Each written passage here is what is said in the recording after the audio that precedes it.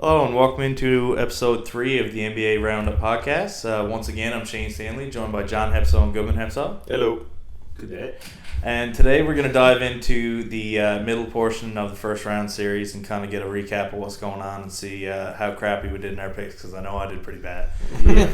Mine aren't looking too bad right now, except for the Boston series, of course. I've got a couple. That was hurtful stuff.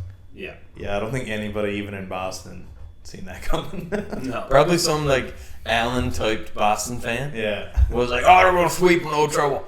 I just keep recalling, it must have been their playing game, because they only played one, right?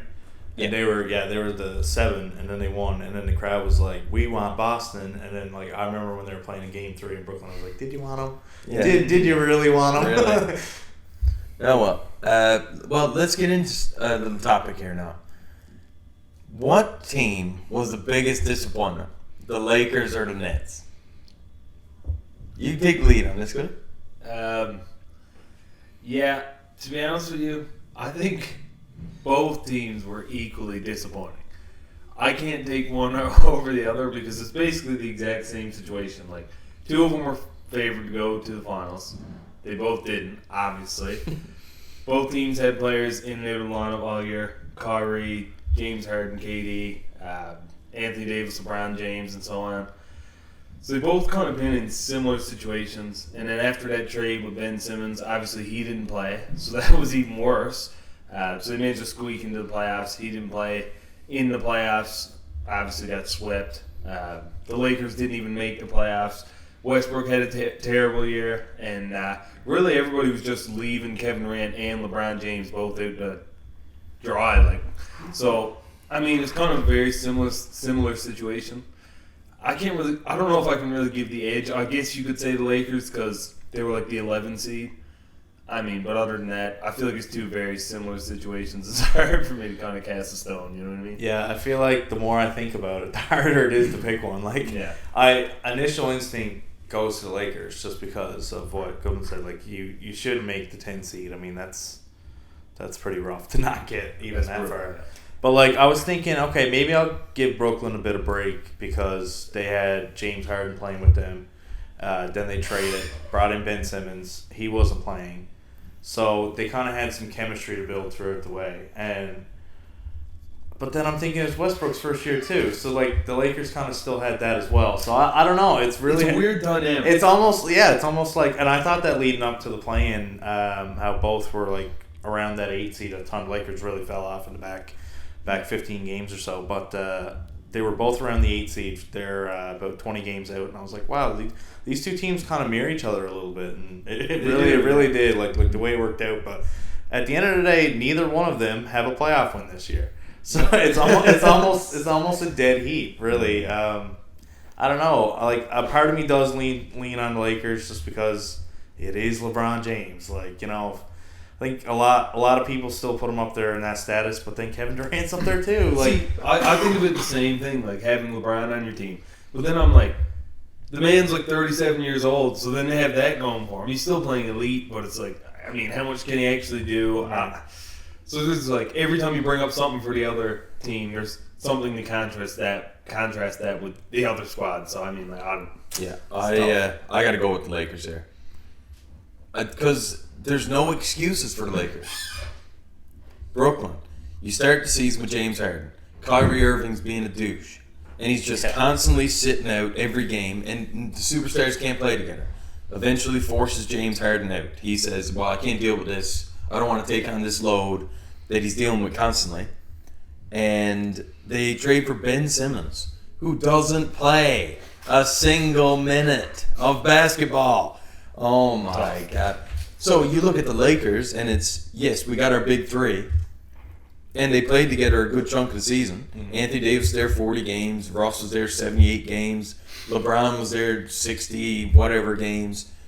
You know, they played together. They had their shot. They were the favorite to win the championship this year, and they didn't even make the play-in game.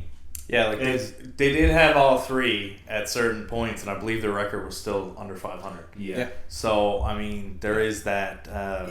It probably would have been more beneficial if Westbrook played 40 games and Anthony Davis played 78. Like, maybe that would have got him in. I don't know, but it may have got him to like the 9th seed. Yeah, would have got him in. Yeah, would have got him somewhere, but. I don't know. Joe Harris has been out ever since midseason. Yeah, I feel like that's a big reason why they got Seth Curry on the go.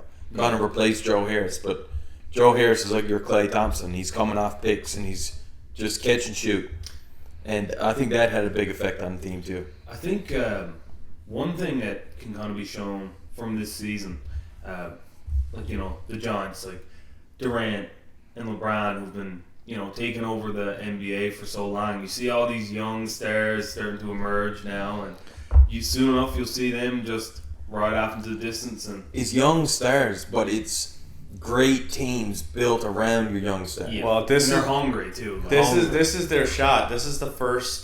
Seen a stat earlier today. This is the first playoff now in 17 years that didn't have LeBron James or Kevin Durant in the second round.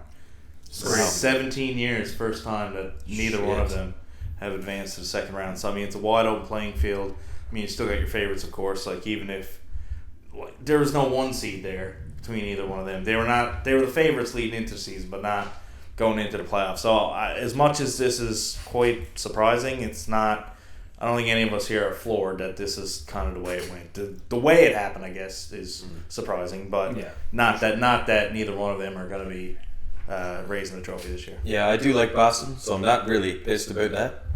But I'm just kind of thrown off, like surprised that this is the outcome for it. Yeah, I think I'm more upset that we didn't get a good competitive series. Yes, I think even if Boston had won it, I was okay with that, especially with them. They would have had Game 7 on home court, so I probably would have been feeling deep down in my heart that they probably would have won it. But I don't know. It's I knew like that first game, I was thinking, that was a heartbreaker, and that was Brooklyn's chance to take one. And I was talking to John about it, and he said, well, Boston's supposed to win these home games. And I was like, well, that was their chance, that was the opportunity, yeah. And I didn't think it would have that effect on them, where it would really, it really was their only chance to really, especially Game 1, to really set that tone. It was pretty much downhill from there. Yeah, I agree. Let's get into our mid-first round review. You want to start with the West or the East, Buzz? The West, I guess. Yeah, we can start there, yeah. All right. Let's go with the high-flying Pelicans playing against Phoenix. To me, this series is unreal right now without Booker.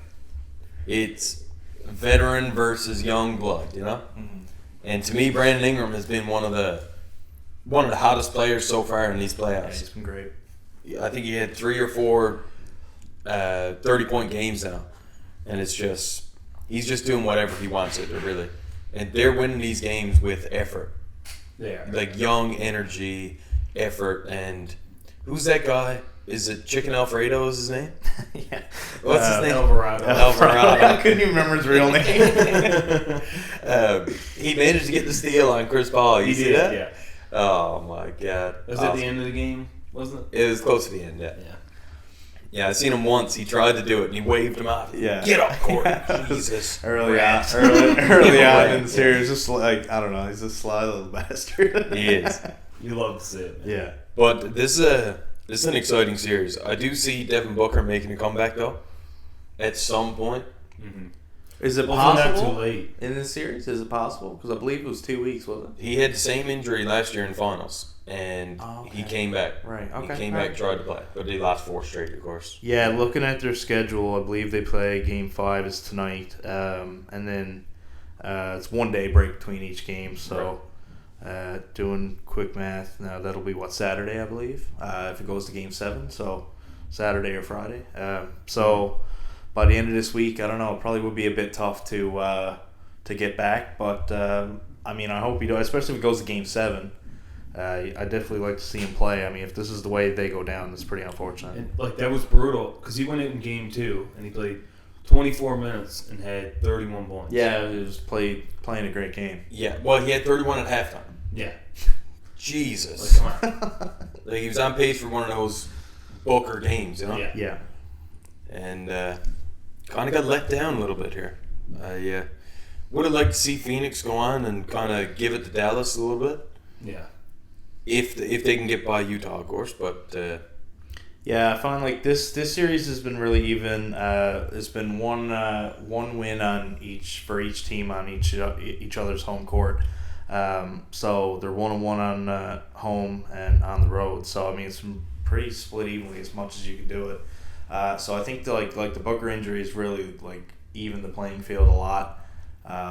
They probably would have been up 3-1 going home to clinch now with a healthy team. I mean, you would think, especially with how he's playing in that game too, they may have been able to pull that out. So yeah, it's definitely one of the more interesting series now with that going on. I mean, again, this is a 64-win team. They're on the ropes right now, and it kind of goes back to what we said about the wildcard teams too. Like, can this propel them? Of course, with the injury helping, of course, but yeah, it does spring them now. Like, how much more momentum off this series now if they beat this team? I mean, look out! I mean, sky's the limit. Does Zion? Does he come back at any point? I see him warming up and taking shots and everything before. You definitely games. consider it more and more the further they go on, because that's what I mentioned last week when we were on that.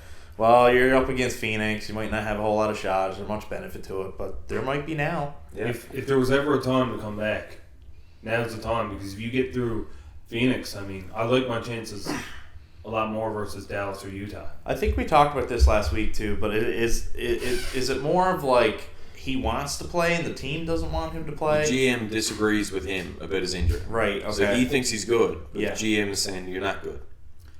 Yeah, That's it's bizarre. a big decision to make, because if he comes back, and imagine if he like goes in Blows there and out his plays knee. 20 minutes and then blows out his knee, and then okay, how are we gonna get up off him now?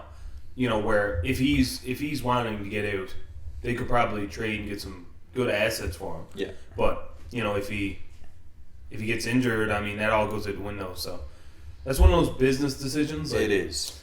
It's sucks for the competitive spirit of the game, but you can kind of see the importance of those decisions. So. It's strange though when you hear that term business decision. It's usually the player Yeah. that's saying, okay, I'm about to get paid or I'm about to get my contract. I'm gonna take it easy, not put my body at risk. Yeah. But it's the opposite here. So that's strange. Like as a GM, like usually, especially when you're in this kind of position, all hands on deck to try to get there. Get as far as you like can, if you feel that you can make that dent and get close. We haven't had success in so long. Should be hungry for it. Like Yes. Now, the biggest thing for me in the series so far is the rebounding. Like, they got Valanciunas, they got Larry Nance, they got Brandon Ingram. The boys are going crazy on the boards. Yeah. They're rebounding them on average 48 to 36 per game. That was a common theme with Phoenix last year in the finals too. Yeah. They had some trouble with size, and that really led to their downfall a little bit in the finals series. But I really think this is such a great opportunity for the Pelicans. I mean, if they can get past this, I mean, really, I mean, they wide could probably open. make the conference finals. Like, if they get past this, They're on that they good have side of Zion. the bracket too. Yeah. Where they'll avoid Memphis or Golden State. I think them versus Dallas or them versus Utah, either or. I think that's a toss-up. it's a toss-up. Yeah, It really is. yeah. I must agree there. Yeah. All right, boys. Well, let's get into the young Bucks here. Minnesota and Memphis. This has been an exciting series so far. Yeah. But you do see the inexperience of both teams shining through every game. Yeah. It's like one game Memphis is on and Minnesota can't compete. Another game Memphis is off and Minnesota sneaks in the back door and steals one. Yeah. To me, it's just the inconsistent play of the youngsters. Karl Anthony Towns had 4 points in Game 3, and it's just like you can't get anywhere doing that. He only took 4 shots, and then he comes out and goes crazy in Game 4. Yeah. All over the place. But That's what makes this series so exciting, though. yeah, It's for just sure. high flying. It almost reminds you of like playing high school basketball or something. Two teams just flat out going as hard as they can all the time, and I don't know, a lot of Like big chickens shots. with your head cut off. That's really what There's it no is. strategy. Yeah. It seems like. I find it's interesting that like Game 1 and kind of going back to the theme that's kind of starting here, that that play-in tournament did help. Like Minnesota coming off a win there again, and they came in and they looked fresher in game one, and they looked. I shouldn't say fresher. They had the speed and they were moving and they were really connecting on their shots early, and like Memphis as the home team in a big moment, were they nervous or whatever it was, but it seemed like they were playing catch up and chase all game. In game one, so that allowed Minnesota to strike early. And then whereas, was it game 2 or game 3 that Minnesota had a couple leads? I believe that was game 3. That was game 3. Game 3. It's the same thing. They're on their home court. I don't know, nerves or whatever. They build a big lead. They don't hold They it. had 2 20-point leads. 2 huge leads. So you can see it from both sides. Memphis maybe inexperienced and not ready for that big moment in game 1. And then Minnesota, same thing. Maybe a lot of high nervous energy at home. You get a big lead, can't sustain it. So you could definitely, as John mentioned, like the inexperience is kind of coming to the forefront a little bit in these moments. Now, I find a common theme too of this first round is just how many blown leads in general. Like, I mean, there's been a lot of 15, 20-point leads. Miami had one against Atlanta in their only win over on the east side. This one was pretty wild with 2 in the one game. Phoenix did blow a lead. Phoenix had a lead. Well, in that game, the Booker went out. I don't know. Yeah. I don't think it was that big. No, but nothing crazy like that. No, for sure. No. But yeah, it just seems to be a bit of a common theme there.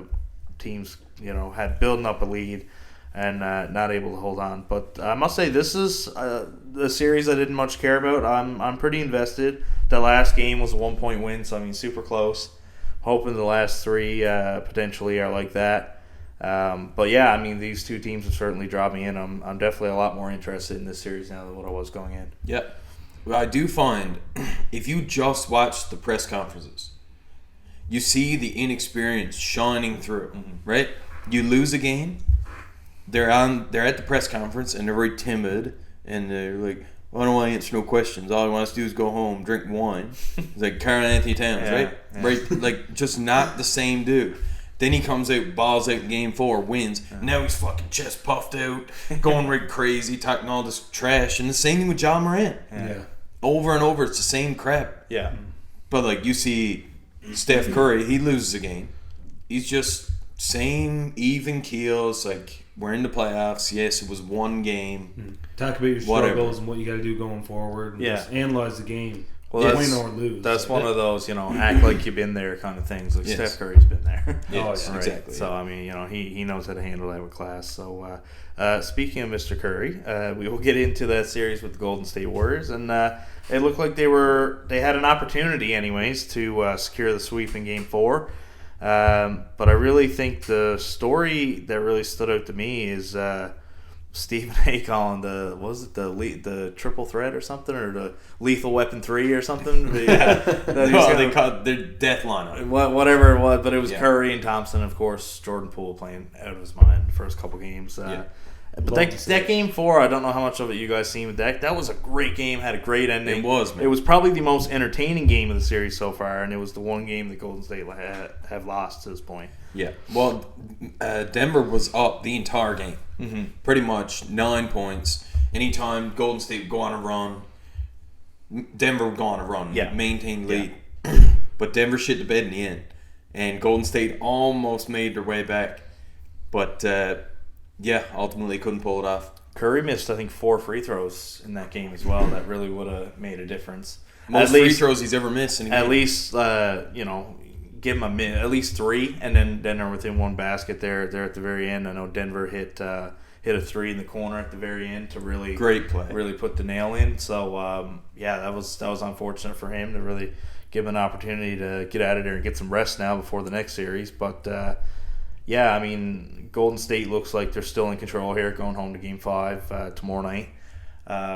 So, I mean, I fully expect them to close the deal at some point. Again, we were talking about it before we came on with teams being up 3-0 in the series, 146 or 143, however many teams it was. And it's never happened. Teams come back, but we will get there. We'll see. Yeah. For me, like you said, this death lineup, they get out rebounded, they get out played defensively inside, but goddamn, on the perimeter, you cannot keep up with these guys. Artillery. It's artillery, it is. And it's cycling around. It's just they're running the weave on every single play, man.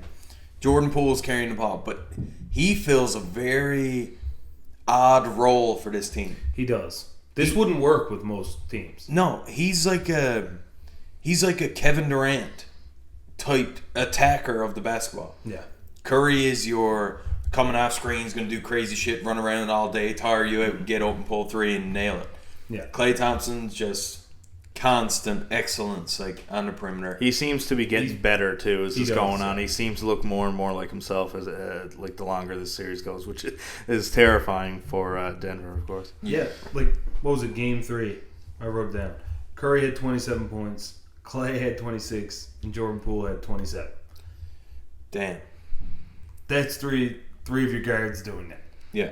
And like I said, most times this like almost wouldn't even work out. Like it's just kind of you can kind of see the selflessness. There's no egos. Like he was coming off the bench. Yeah. And he will continue to. Yeah. And that's like a contrast between him and Russ. Russ just being completely disgusted by the idea of coming off the bench, but I mean, it's working for Golden State. I mean, yeah. And he's one of the best players in the league. You know, he's clearly better than Russ He's got one of the greatest legacies for an active player right now. Yeah. Steph does. He does. I don't think that can be argued. No. I mean, he has had his moments in the finals where he's had poor performances. So I think, if anything, that's his crutch. So I think getting to the finals and winning a finals MVP would go a long way for him this year. Big. I think that would really get, I don't want to say the monkey off his back, because, like I said, his legacy is pretty good. 3 championships. Pretty good, yeah. It's not a crutch, over him too bad, but it would definitely go a long way to really being okay, this guy is one of the best of all time, and then he'll have 4 titles, and he's still playing. Then you're getting into Kobe territory if he wins another. So it's definitely something for them. And then you kind of forget those role players too at this point with how well those 3 are playing. Like Draymond Green's still doing his thing, and Andrew Wiggins is here, putting up 15, 20 points a game. Like you sometimes watching the game, you don't even realize he's on the court, but he's making great plays defensively, and he's just stood in the corner waiting, and you see like the 3 guards are just cycling around, and Wiggins just there. Just right. And as soon as he gets the ball, he looks at the defender. If he's charging, pump fake, see you later, and he just goes to rack and crams it. Or if he's wide open, just pulls 3. Like he made a massive 3. I think it was in game 3. It came right down to the wire. He made a 3. They went down. Curry missed a 3. And Andrew Wiggins went into a group of 3 Denver Nuggets and dug it and rebound. Crazy. And then give it to Jordan Poole on the sideline. He was wide open 3. I thought he was going to take it. But then he came in and did that up and under layup. Man, just a scary team. It is so scary. Yeah.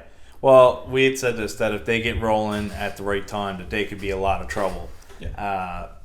Well-oiled machine right now. I mean, they certainly look like they're falling into place.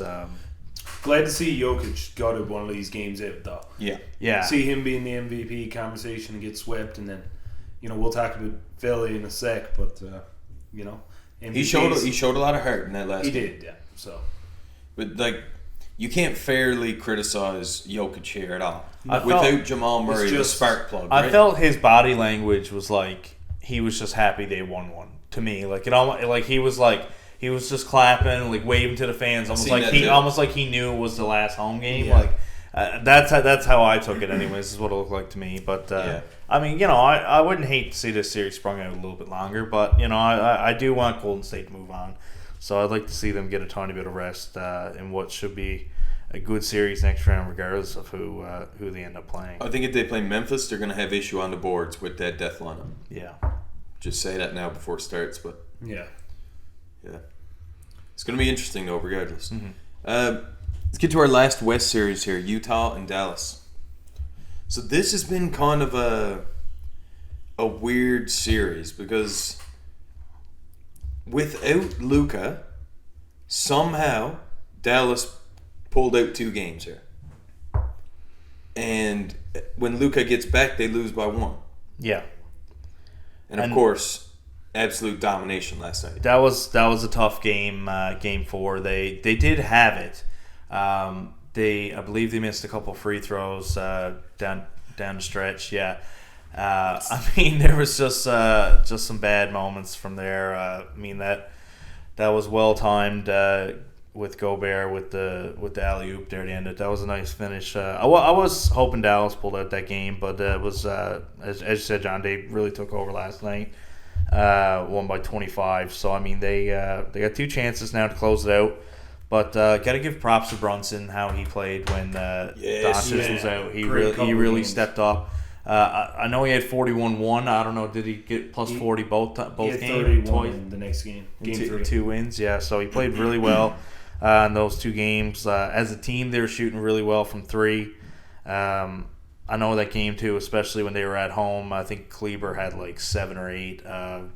Just underrated guys who were just like plugging in a role and really stepping up and making big shots. And just as a unit without their one guy, with on John's scale, the superstar factor. When Luke is gone, it's just a bunch of these guys. Now Brunson, like as I said, he played like a superstar. These couple games. Man. But I wouldn't put him up there in that Luka bracket, obviously. But nice to see from him to step up. Yeah, like Donovan Mitchell. I don't know. He got injured last night at the end of this game when it was out of hand. Mm-hmm. Yeah. So that was just a terrible decision on the coach's part. Down 30 points, and it's like 8 minutes left in the fourth. It's like you just got to get him off the court and just get back to Utah and just win this damn game. Mm-hmm. That's got to be your mentality here. And it's not about coming back from a 30-point lead in Game 5. You're gone. You're in Dallas. The crowd is behind them. It's over. And of course, it backfired on them. Man, I've been really disappointed with the way he's been playing. Like, if you look at his points, he had 32 points in Game 1, 34 points in Game 2, 32 points in Game 3. But in Game 1, it took him 29 shots to get 32 points. He shot 34%. It took him 30 shots in Game 2 to get 34 points. Shot 43%. And then Game 3, he got 32 points on 21 shots, but 11 of those were free throws. And then same thing in Game 4, 23 points on 21 shots, 33. It's just so bad.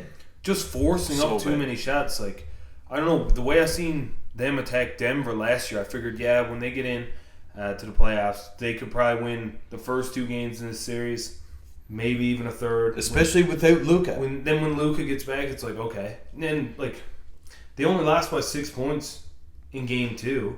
And like I said, he took 30 shots. That again, the difference here for me so far has been 3-point shooting. Yeah. Mm-hmm. Dallas is at 37%, and Utah's at 28%. Yeah, it's a big difference. And again, going back to Game 2 specifically, it was a real team effort with the 3-point shooting. They were all shooting it. Dinwiddie shot well. Brunson obviously was playing well. Like I said, Kleber was fantastic in Game 2. And they're missing Hardaway Jr. as well. Yeah, they are. That's something I think a lot of people forget. He's kind of a lightning rod for them too, same as Brunson, He could get you 25 points just with, threes alone. I can't believe they're still in this series, man. Well, they're up 3-2, aren't they? Yeah. Like, come on, man. So, in it, but I switched my pick based on Luka being out. Yeah. So, I was on Dallas at the start of the series, and I was probably going to pick Dallas in 7. Or 6 maybe, I don't know. But I ended up flipping the other way when Utah in 6. But, it's Utah's going home now. They got every shot at tying it up, and then we'll see what happens in Game 7. But, so does it look like Mitchell will play or no? He said in his press conference. More likely he probably will. He said in his press conference that he's a competitor and he'll be out there. Right. Regardless of the injury.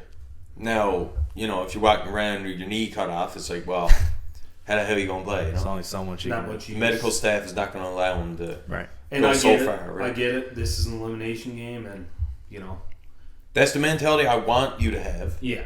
But to a certain extent, obviously. Yeah. Not to a fault, though, where he's going to go and take 40 shots on a bum leg. No. And then get injured again. Taking 30 shots hurt the team. Taking 30 shots fully healthy with a bit of rest going into the first series and shoots 34% on 29 shots. Yeah. I wouldn't give him the benefit of the doubt if it is a squad contusion or something, isn't it? Yeah. So, I don't know. Yeah, it's interesting though. Yeah, this should. It's one of the closer ones again. I mean, these West series, if Denver were to win one more game, every team there would have won at least 2. So I mean, it's been pretty competitive series throughout for the most part. We'll see if Golden State now will close them out. But besides that, all 2 game winners. So the West is shaping up pretty nice right now. Sure. So we'll move over to the East. We'll do the same thing. I guess we'll start up top. We'll go with Miami and Atlanta. So Miami played well. Now, the most competitive game in this series was Game 3. Miami came out on the short end of that one. Only for that, they would have been looking at a 4-game sweep as well. The rest of the games, the next closest after that was 10-point Miami win. So Miami's been mainly in control of this series. Yeah, definitely. You can see it in points per game. Points per game. Miami, 113. Points per game, Atlanta, 98. Miami hasn't gotten below 110. No. So they've got 115, 115, 110, 110. Yeah. So they've been consistent. And you look at the field goal percentages and the 3-point percentages, and they're very similar. It's hard to find out what the difference is in this series. And to me, the only thing that I can come up with is defense. Yeah. Because Miami got wing defenders everywhere. Yeah. And you can see Bogdanovich is having an issue. Trey's having an issue some games getting open. Trey's had a couple gross games. Stinkers. Game 1, 8 points, 1 of 12, 8% from the field. And then last game, he had 9 points. He was 3 of 11 from the field. And 10 of his 11 shots were from 3. But he took one shot from the field, inside the paint. Yeah, he's only averaging 16.5 per game. Wow, it's brutal, man. That's wild. He's not even the leading scorer on his team. Mm-hmm. It's Deandre Hunter.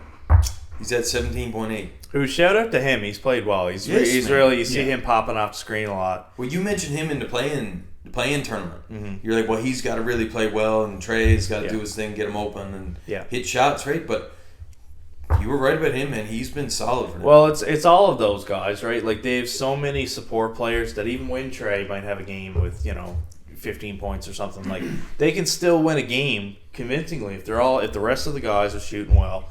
They don't have to all play good at the same time. That's the thing. It's just as you said, all of those players are very similar type players.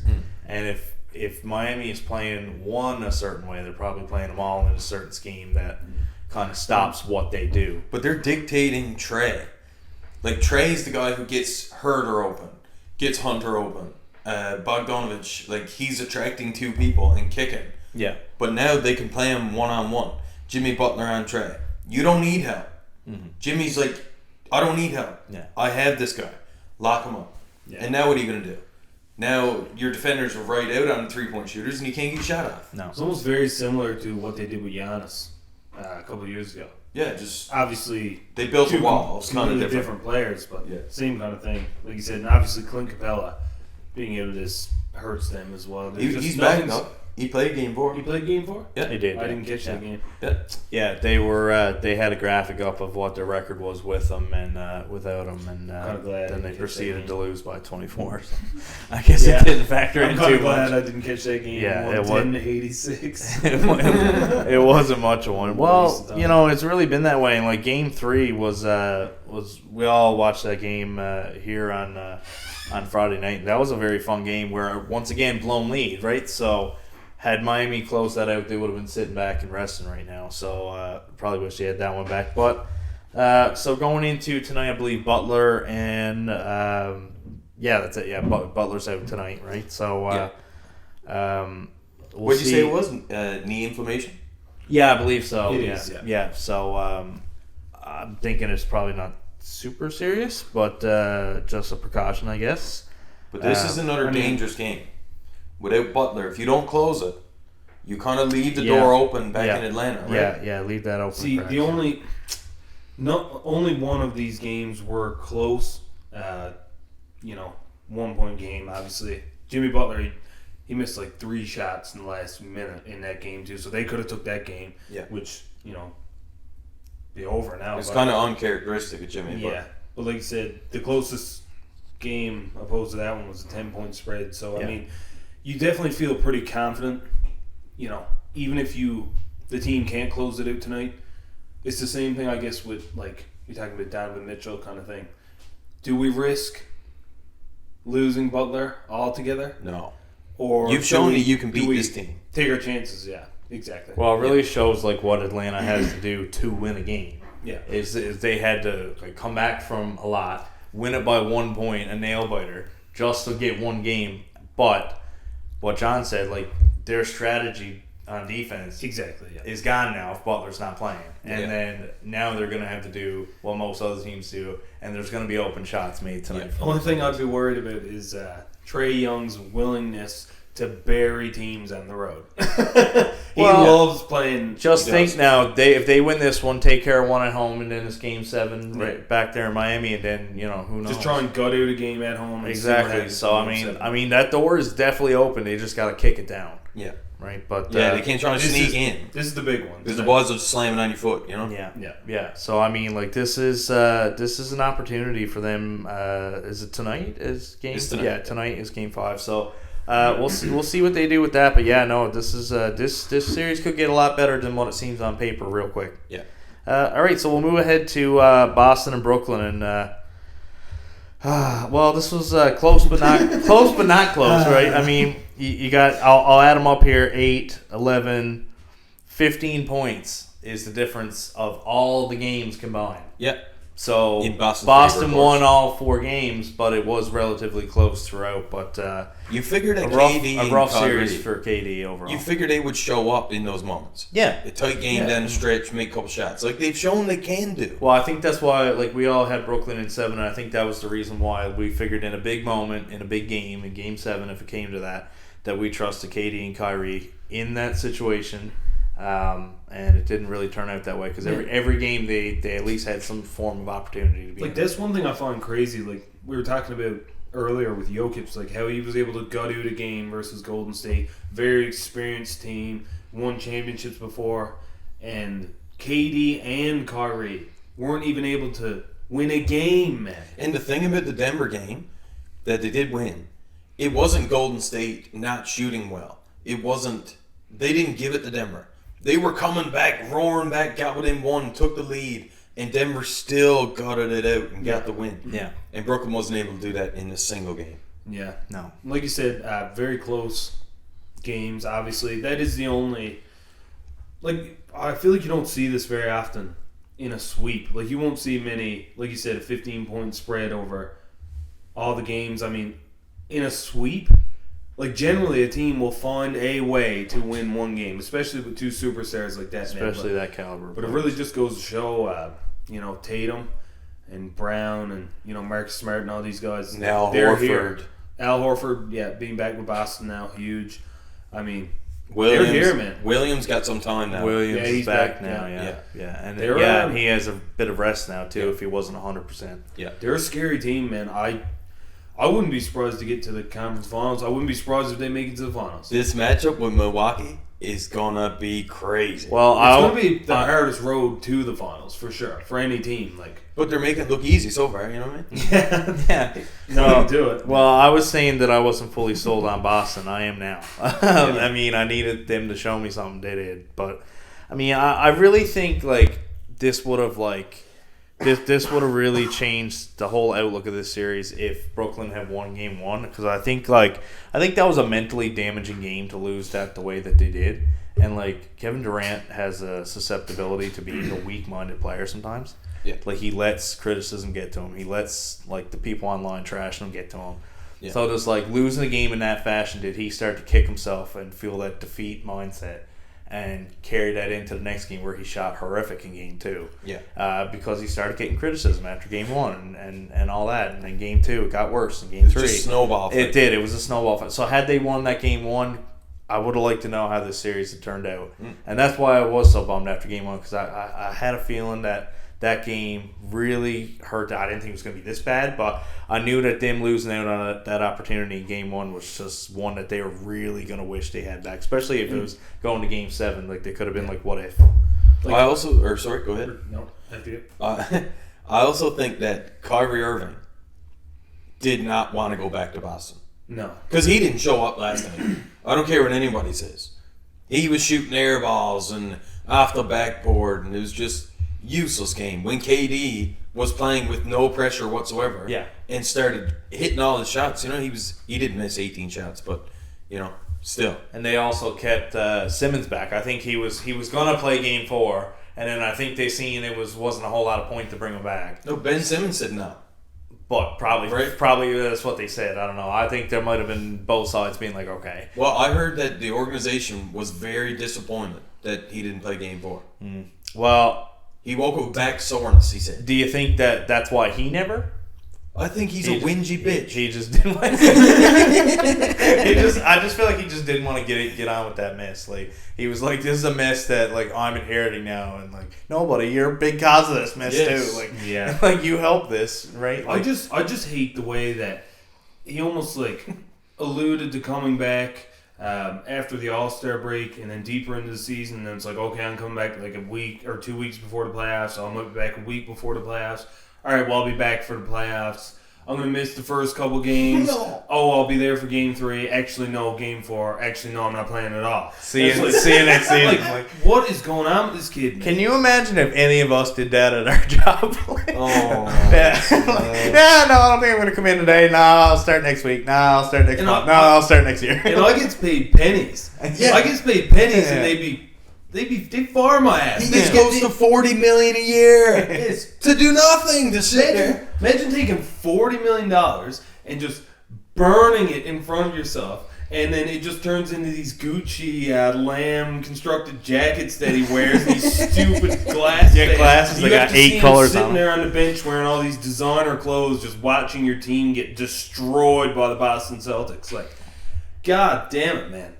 Unbelievable. I would, man. But like all the greats were tweeting about this, and Reggie Miller, he says this man has zero competitive fire, and that's exactly how I feel. Yeah, I mean, 100%, man. Like, I never thought I would say it, but I played the exact same minutes as a guy who got paid $40 million in the NBA this year. Yeah. Like, I played the exact same amount of minutes. And like, one thing I don't understand is, like, if you're legitimately injured, say, like, we talked about, like, Scotty Barnes got injured at the start of the series versus Philly.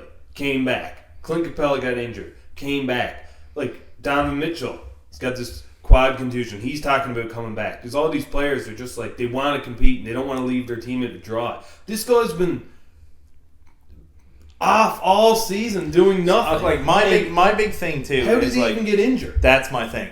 Sitting on his ass. If he's hurt, Sitting down too much. nobody's going to blame you. Is anybody like, man, the Clippers, if they had Kawhi, man, but that asshole's just sitting. No, he's hurt. They know why he's hurt. Nobody's grilling him for missing games, and which, they have before. So, but, when it happens and you're actually hurt, okay. Yes. But what happened? Like, I get, like, obviously the whole psychological aspect, and I don't know if that's he's what it dealing with is. depression or if he's just like anything like that. Obviously, it's nothing to shake your head at. But one thing I will say is you're in the wrong industry, my friend. Like, I know you're getting paid all this money, but you might not be around for long because this is all about mental will. Like, your athleticism, your skill only goes so far. You see these players like Marcus Smart, even like Patrick Beverley, people like that, who aren't as skilled. The only reason that they're great players is because of their heart and their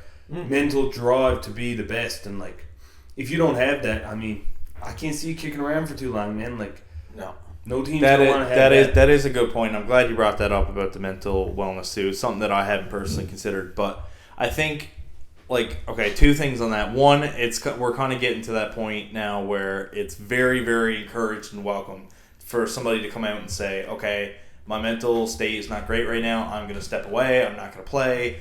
It happened Like all Carey over the Price. place. Carey Price happened. There's a women's tennis player came out and said she's like 25. She's like, I'm taking a year off or whatever. I'm not playing. I just want to give my mental state rest or whatever. Stress, interviews. Don't want to do any press conferences. Yada yada yada.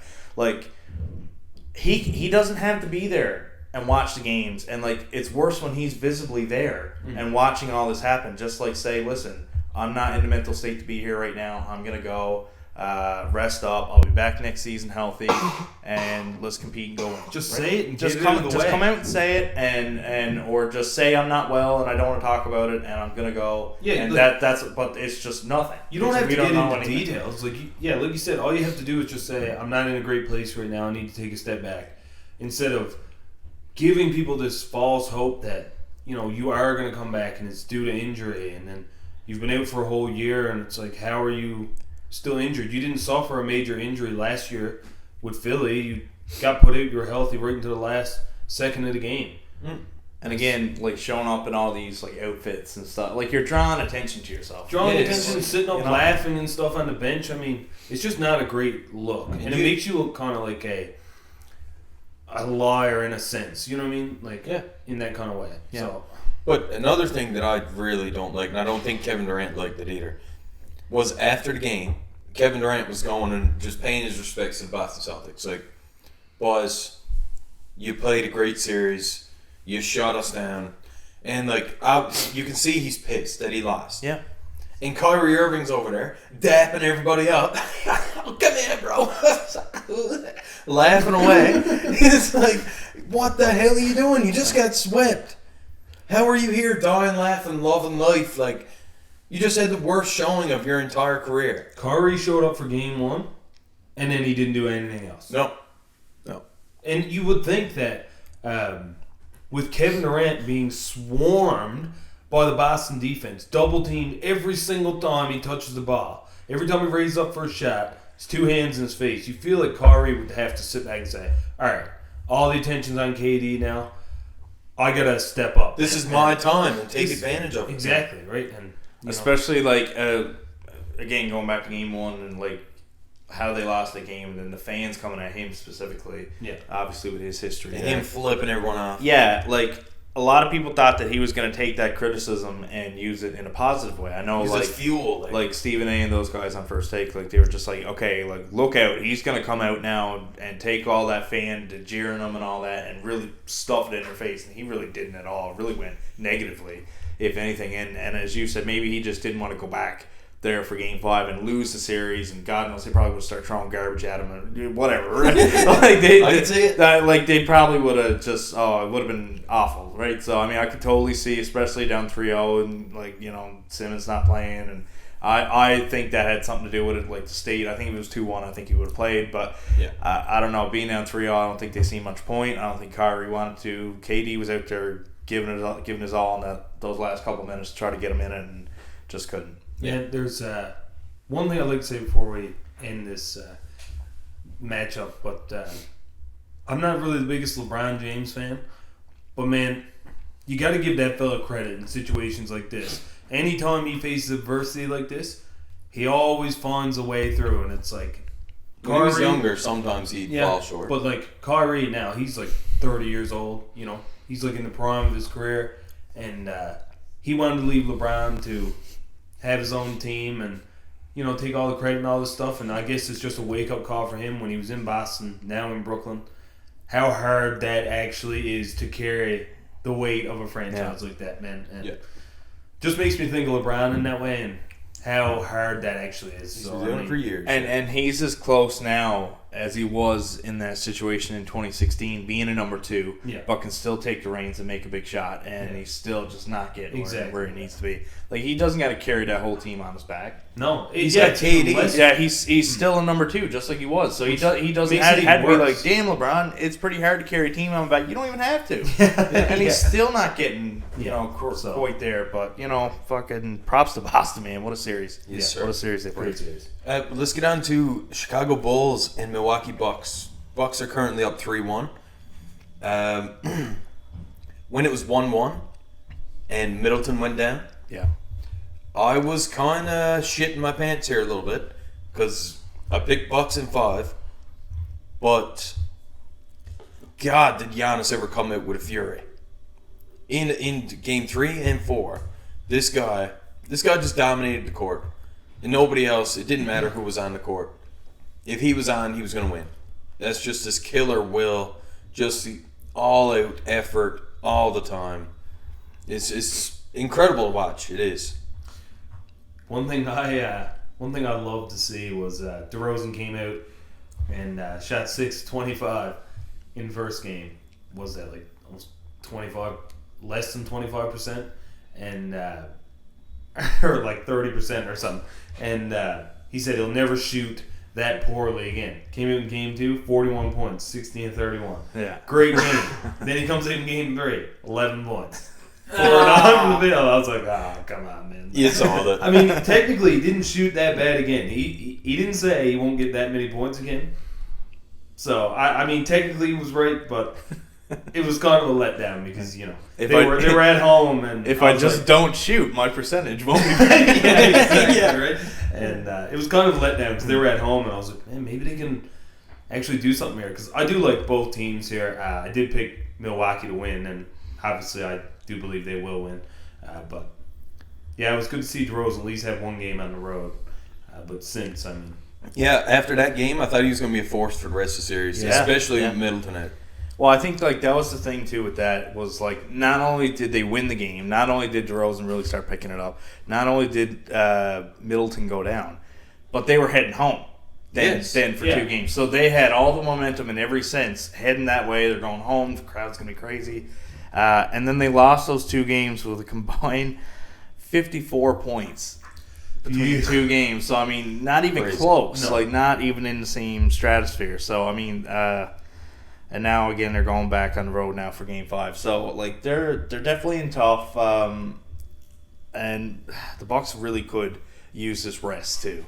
You really don't want to like we're saying in a couple of these other 3-1 series. Don't leave that door open. You got Game 5 at home here. You're up 3-1. Don't give it a chance. Just try to close. Boston's waiting for you. Yeah, exactly. I was thinking, especially Boston. If they win like that series, if another series goes 7.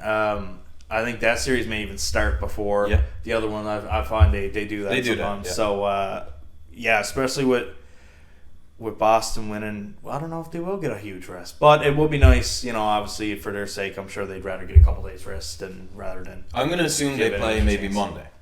Yeah. Assuming they win Game 5. Yes. Yeah. Or it even could be Sunday. I don't know. It depends on the league, I guess. Yeah, I'm not sure when the Game 7s will be slated to be played, if any. I would say probably around that time frame, probably Sunday, Monday. Yeah, Game 7 for this series would be the 1st of May. Okay, yeah. Mm-hmm. So, potentially, I guess that could be Game 1, Boston-Milwaukee. Yeah. Right. Yeah. Yeah, I don't know. We didn't have much to say about the series last time. We all picked a kind of blowout series here, and we skipped over it pretty quickly. Yep. Yeah. And for a bit, it was looking like it was going to be a series, but now it's out the window. Yeah. So. Well, as I mentioned earlier, with the West, a lot of the teams have won 2 games, and when you look, Miami's up 3-1 going home. Boston has swept. The Bucks are up 3-1 going home, and Philly had a 3-0 lead. So all of those teams really were set up to win, and then we get to Toronto. The most compelling series of the playoffs. Again, going back to the stat earlier, 146 teams, or 143, I can't remember what the exact record was, have never blown a 3-0 lead in the series. I see a stat earlier today that only 14 of those teams have forced a Game 6, and that's where Toronto is now, going home. And only 3 have forced Game 7. Of course, none of those 3 had won it. So I seen that Toronto, I don't know how familiar you guys are with betting lines, but they were a plus 3,500 to win their series when they were down 3-0, basically meaning if you put $100 down, you would win 3,500. They're now 590 favorites to win it. Jeez. So minus 590? No, plus 590. So you put down $100. So they're not the favorite then? No. Right. But I mean, those odds are decreased by 7 times as much as what it was previously, just in 2 quick games. So wow, it's pretty crazy how far they've come. Win 1 game at home, and then who knows what happens, right? And these two have had a pretty crazy Game 7 in recent history too. So Yes, sir. it's pretty interesting that these two teams come to this moment potentially this week. To me, so far, this series has come down to James Harden. And he's just not doing anything out there. He's just standing out there. You see, even when he takes his step back threes, it's up and just motionless. It's like no celebration. He's not into it whatsoever. Seems to me like when he wanted to come to Philly, he was carrying a lot of a load in Brooklyn, and he was the number one option. This is when KD was out and Kyrie was in and out. And he wanted to go to the 76ers and play in the shadow of Joel Embiid. And now Joel Embiid got this thumb ligament issue where he's afraid to do certain things on the court because he's afraid to re-injure it. And James Harden has to take over. He only took 11 shots last game. And what did we always say about James Harden? Oh, he'll get his shots. 25 shots a game here. But he still get his assists, 12 assists a game. But now, I don't honestly know what to say about this. Man, I don't know what to say. I was thinking, after Game 1, 76ers won, put up 131 points, won by 20 points. Game 2, they won by 15.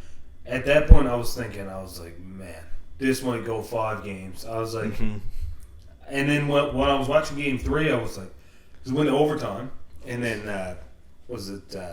Doc Rivers called the timeout with 0.8 seconds left on the shot clock. Ran up the court. I thought it was going to be 0.7, I think. Yeah. Well, yeah, he was by the other By bench, Nurse, I think, yeah. And that was a great call by him. He drove perfect play, got Joel Embiid's shot from 3. I couldn't believe how open that was. Yeah. It's because Van Vliet, initially, he was out guarding the 3. Yeah. But then Nurse was like, no, because they were assuming a lob touch to Joel Embiid, so they could put Van Vliet as a body under the net.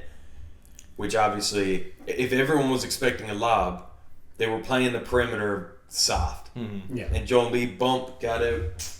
Great play. Yeah. Great play. And just the opposite of what Toronto thought was going to happen, And honestly, I wasn't even sure if he was going to be able to get a shot off in 0.8 seconds. I was like, catch and shoot. He's not like Curry. Like Curry's release is nothing. It's 0.2. gone. Yeah. It's Yeah. gone. I was thinking where he's a big guy, a bit slower. I was like, maybe he doesn't even get the ball. It's fading to his left too. Yeah, the way he was going. Yeah, so I didn't know what to think. But when they lost that, I was like, this might be a sweep. It might be because what an emotionally draining loss that is. So not only to go down 3-0 at home, and then just what a shot in the heart that was. Sure enough, Raps bounce back, win Game 4, win Game 5 comfortably, and now they're in a position going home. That was the biggest game. Was last game. You win that, you go home, do what you need to do, and then anything can happen in Game 7. So now Van Vliet was out.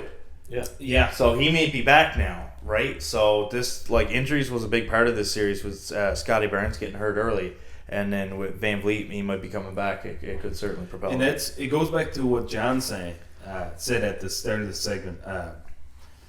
Man, the pressure is starting to set in for James Harden. Obviously, Joel Embiid has his issues with thumb and stuff. So really, this is going to come down to him. And don't forget to mention Doc Rivers, who has blown the most 3-1 leads in the playoff series of all time. And now he could be the first coach and the first team to ever blow a 3-0 lead. Oh my God. It's crazy, man. It's absolutely ridiculous. I feel bad for him, honestly, because he's looked at as one of a great coach. You know what I mean? I don't feel bad for him. Yeah. It's on him. For James Harden specifically, me and Gudmund made our picks almost based on James Harden being shithead. Yeah. And if this happens, this would be he found a way to took an already negative, turn it into a positive for 3 games. At least they're winning. I don't care if he's not they're winning. Like I said, at least he'll have that. And then, oh my God, if this happens, this would be an all new low for him. Oh my God. And you didn't think it could get any lower. He might just walk away. What team can he go to that he's going to win on? I'd be scared of what he would do, actually. He might go to Golden State or something. They'll be like, no, we're good. Don't need it. I'd say he'd be on his way to Detroit or go back to Houston or all right. one of the worst teams. Interesting question for you. If this happens, is he still in line for a Supermax contract with Philly? 5-year, 246. I just think him and Westbrook should just go play a team with two of them. Just butt themselves. Yeah, just go have fun. Yeah. just two. No expectations. Curses, like, we'll pay you whatever you want. Just go to Orlando. Just go away. Yeah. For all you Game of Thrones fans out there, it's essentially sending them to the Night's Watch. Just at the end of the world where they're no use to nobody. And maybe Jon Snow emerges. Yeah, Who exactly. knows? Yeah. It'd be the weirdest team of all time. Yeah. Throw Ben Simmons on there too. Yeah. Really? Just be the misfits. This is band of losers. Yeah. Damn. Sad day.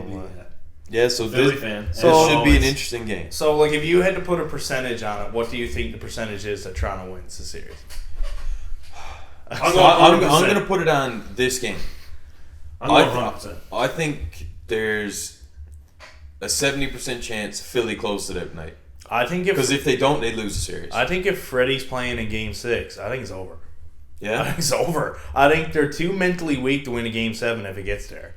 That's why I'm saying this is the game. And if Freddie's back, you know Toronto outside, you're going to have the whole city downtown there. So God forbid, like, there might be some riots if they lose. Yeah. But, I mean, man, like, that crowd, the way they're going to be hyped. Drake might get out there and play a couple minutes himself. Like, man, this is... If they win this game at home, I just think they're so mentally fragile. Embiid's going to get pissed off that he can only do so much with his hand now. Rivers is going to be shaking his boots over there on the bench. Like, Harden might just not even show up Game 7. Like, he might just not even play. To me, this is the game. Ben Simmons. If Philly doesn't win this game, it's over. Because the issue is that last game, yes, they were at home. Great, we got the home advantage. They were booed off the floor at halftime. Yeah. Their own crowd in the playoffs booed them off the floor. So, Game 7, what are you going to do? If you're down by 15, at halftime, it's home crowd disadvantage then, because every time Toronto scores, they're going to be booing you off the floor. I think, like, you might even be able to play the fourth quarter. This also goes back, I think me and John may have talked about this too, like what a tough city Philadelphia is in general. Yes, man. This is like, I think any team, any fan base was starting to get a little bit like boo territory at home. If you get to a Game 7 and like you're on the ropes a little bit, but like Philly will rip them apart. There's one dynamic with this series as well, and in terms of like the pressure associated with each team. It's like for Philly, most of the pressure is on James Harden. Joel Embiid, like you said, injury. You know, he's the best player. He has a lot of pressure as well, obviously. But Toronto, they just have so many players that are attacking you. So the pressure is almost like split between 4 or 5 guys. Right? So they're not feeling it as much as There's Philly. no pressure for Toronto. And the fact that, they have the momentum. They're going to be playing at home. They shouldn't be in this series to begin with. No. So, like you said, man, the pressure's mounting. And I don't know how to look at it, because I think a lot of people are starting to go in our direction that like they almost should win this now. I think so. So I don't think it's fair to say there's no pressure on them, because I think they're almost like a lot of people are going that way. So I think not that they'll be mad. Like, they're kind of playing with house money. So I guess you're playing on both sides of the coin. But like, I think there definitely is like some disappointment if they don't at this point, which is absurd. But would anybody in the media or anybody in a press conference be bashing Toronto for losing the series? No, it's more the fan base, I think, which I think Toronto's so loyal that I don't think they got to work. They wouldn't get booed, for instance, at all. They'd be cheering. If they lose, they would be very happy with the effort they gave. But I think, like, internally, I think fans are gonna be like, "Damn, I think we had them." Yeah, I think the fans are gonna be going crazy. I think it might be like a finals like atmosphere, there, which is insane. But I think there's just so much hype building around this now. Yeah, and like it's like a snowball. Like we said with some other things, I think it's just building and building and building. And it could all fall on Philly in Game 7 at home, which is. And I hope it's not. It's not too late. You know what I mean? Like they started making a push too late, where if they did it earlier in the series, they could have won it like comfortably, or you know what I mean? But now, I had Philly in 6, and I'm sticking to it. I think they win Game 6. Yeah, I think they got it. Like, it makes you think too, like what a swing Game 3 is now. Like, had Toronto battled back and won that, like they'd be going home to clinch. Like, it's like what a big shot that is now, looking back in hindsight too. Like, at the time, it's like, okay, that really put the dagger in them. But like now, they needed that. They really like did. that was such a big shot, and like getting it off in time, and the play drawn up, and calling the timeout, and all that. Like, just what a big swing that was. Absolutely brutal. Right. All right, so that's everything that we got in terms of what's going on so far in the first round. So now I guess we'll compare it to what our picks were leading into the series to close it out here today, and how close we're doing on our predictions. So you want to go series for series, I guess? And Yep. So we'll start with how we reviewed today. So we'll start with Phoenix and New Orleans.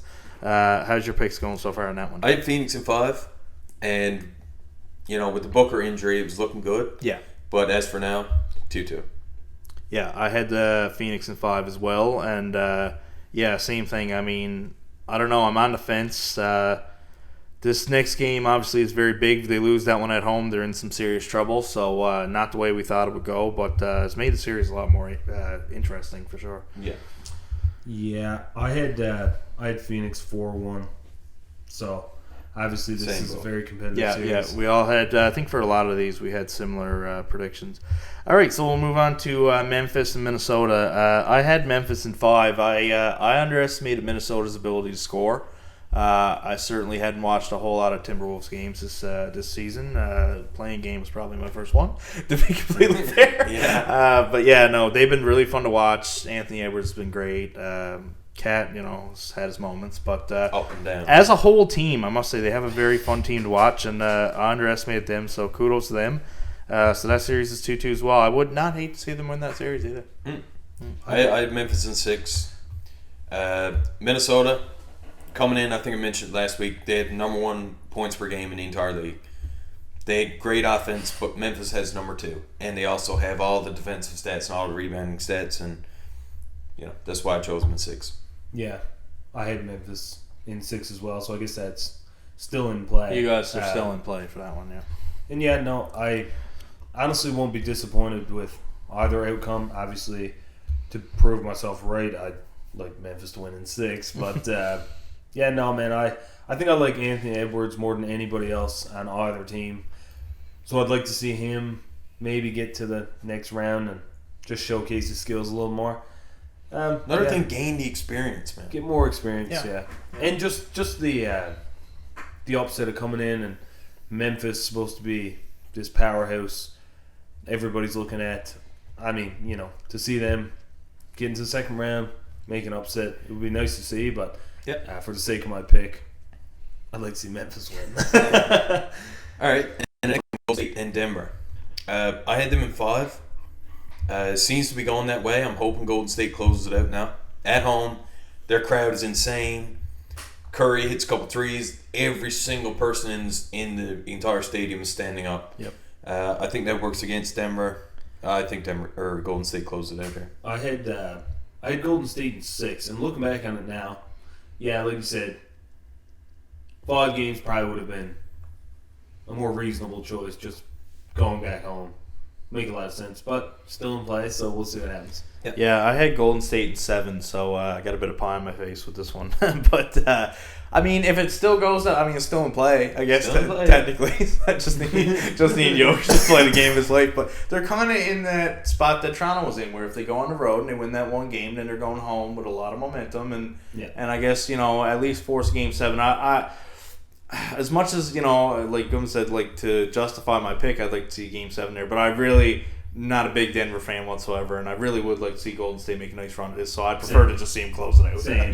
Move on. So moving on to the last one now, Utah and Dallas. Dallas is currently up 3-2.